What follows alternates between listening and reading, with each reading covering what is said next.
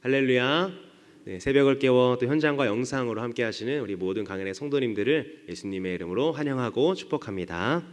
네, 오늘은 생명의 삶 6월 24일자 본문인 열왕기하 3장 13절에서 27절의 말씀을 가지고 이 말씀대로 이루어진 초자연적 기적과 승리라는 제목으로 하나님의 말씀 나누도록 하겠습니다. 우리의 기도의 대부분은요, 하나님과 또 교제하고 기도하기보다 내가 원하는 것을 위해 그 기도가 포커스가 좀 맞춰져 있는 것 같습니다. 그렇게 포커스가 맞춰지는 이유는요, 하나님을 자판기나 아니면 또 내가 바라는 것을 들어주는 어떤 후원자로 생각하기 때문인데요. 오늘 본문은 자신들이 가지고 있던 그 문제가 해결이 되자 또 간절하게 하나님의 도우심을 구하던 것을 그치고 또 우상이 내린 재앙에 대한 두려움으로 가득 차 있던 그 이스라엘 연합군의 모습을 우리는 볼 수가 있습니다. 이 모습을 통해서 우리가 기도 응답도 중요하지만 기도 응답을 받은 이후에 우리의 태도와 또 삶도 중요하다라는 것을 깨닫게 되죠. 그래서 그 이후에 삶의 태도를 그 하나님께서 원하시는 그런 성숙한 신앙으로 가느냐 아니면 제자리 걸음을 하는 신앙이 되느냐로 나뉘게 된다라는 것입니다. 오늘 본문이 우리에게 어떤 교훈을 주는지 함께 본문을 통해서 살펴보기를 원합니다. 오늘 본문 배경의 말씀이 무엇입니까? 우리가 3장을 1절부터 쫙 읽어봤는데요. 이스라엘의 지배하에 있었던 그 모압 왕이 이 아합 왕이 죽은 후에 이 이스라엘을 배반하게 됩니다. 이에 화가 났던 그 아합 왕의 아들 여호람 왕은요, 이 모압을 징벌하고자 다짐을 하죠. 그래서 이 남유다의 여호사밧 왕과 그리고 에돔 왕을 불러 모아서 서로 동맹을 맺고 연합군을 만들어서 이 모압을 치러 갑니다. 그런데 연합군이 원정을 떠났는데 이 원정을 가는 도중에 무엇이 떨어집니까? 바로 물이 떨어지죠. 그래서 패전 위기에 처했습니다. 그러자 여호람 왕은 여호와께 묻지도 않고 떠났던 그 원정길에서 여호와를 원망하면서 여호와께서 우리를 모압 왕의 손에 넘기겠다라고 그렇게 하소연을 하죠. 그때 이 남유다 왕이었던 여호사밧 왕은 이 여호와께 물을 만한 선지자가 없느냐 하면서 이렇게 찾았고 신하 중에 한 사람이 이 주변에 그 엘리야의 제자 엘리사가 있다라는 사실을 알려주죠. 그래야 그들은요 그 여호와의 말씀을 듣기 위해서 그제서야 이 엘리사를 찾아가게 됩니다. 여러분, 이 모습이 어떤 모습일까요? 아무 문제 없이 잘 나갈 때는요 하나님을 찾지도 않다가 스스로 해결책을 찾지 못할 정도로 어려움이 생기자 상황이 심각해지면서 그제서야 하나님을 찾고 또 사람들에게 기도 부탁하는 우리들의 모습과 같다라는 것입니다. 전쟁에 나가고자 결심할 때는 여호와께 묻지도 않았습니다. 하나님, 이 모압 왕을 정벌하러 갈까요 말까요? 묻지도 않고 그냥 갔습니다.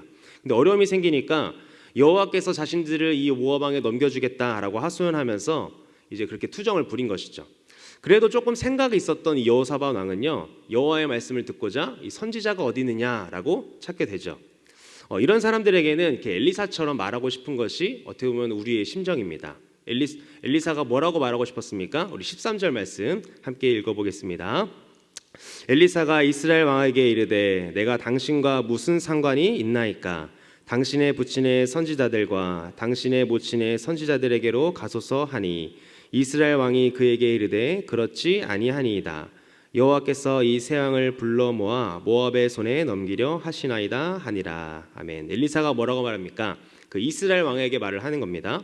당신의 부친의 그 선지자들과 또 당신의 모친의 그 선지자들에게 가소서라고 말을 하는 겁니다. 무슨 말이냐면 이제까지 너희가 의지했던 그 이방신에게 가서 구하라. 하나님께 구하지 말고 너희들이 여태까지 믿고 섬겼던 그 우방신에게 가서 구하라라는 것입니다.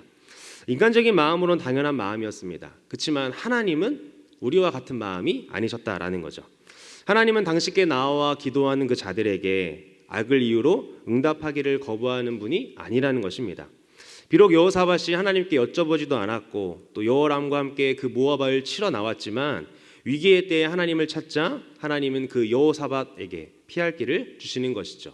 그래서 이스라엘 왕을 보고서 준 것이 아니라 그 남유다의 여호사밧 왕을 보면서 응답을 주신다라는 것입니다. 17절에 이렇게 나와 있는데요.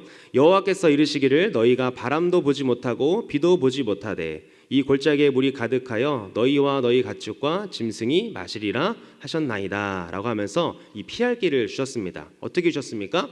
이 선지자 엘리사를 통해서 골짜기의 개천을 많이 파라는 그런 응답을 주셨습니다. 그러면 거기에 물이 가득 차서 너희들과 그리고 너희들이 데려온 그 가축과 짐승들이 물을 마실 수 있을 거다라고 그렇게 응답을 하셨죠. 연합군의 그 새 왕이 원했던 것은 그냥 군사와 가축들이 마실 물이었습니다. 그런데 하나님은요, 그 골짜기에 가득한 물을 주셨을 뿐만 아니라 모압 사람도 너희들의 손에 넘겨주겠다라고 하면서 구한 것보다 더 많은 응답을 해주신 것입니다. 실제로 물이 흘러와서 그들이 판 개천에 물이 고였고요. 모압 사람들 눈에는 해가 비쳐가지고 그 물이 아니라 피로 보였습니다.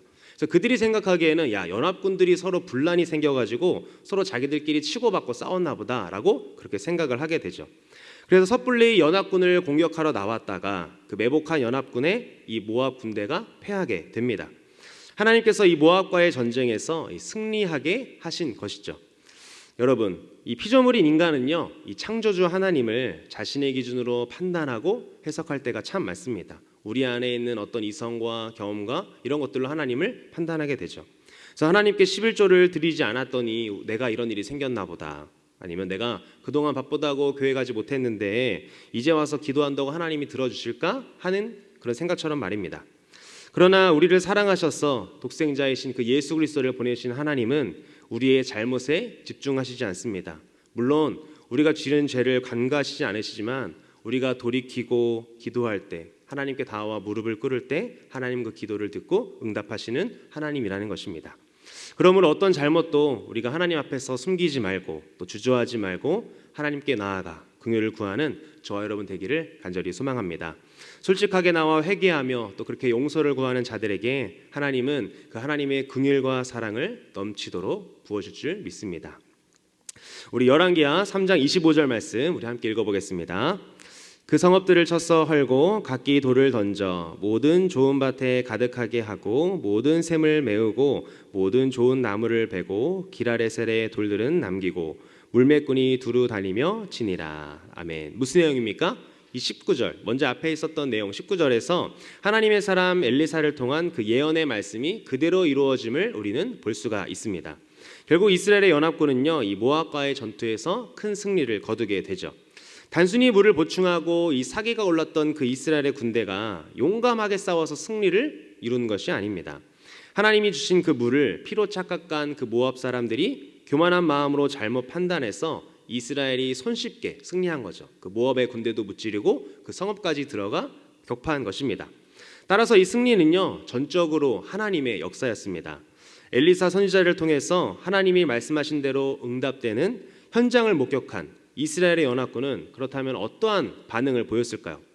여러분들이 생각하시기엔 어떻습니까? 정말 우리가 구했던 대로 하나님께서 이런 승리를 주셨는데 당연히 이 우리의 간구에 응답하시고 큰 승리를 주신 그 하나님께 찬양하며 경배하는 게 마땅하다라는 생각을 하게 되는데, 그런데 놀랍게도 그들은요, 하나님께 경배를 드리지 않습니다.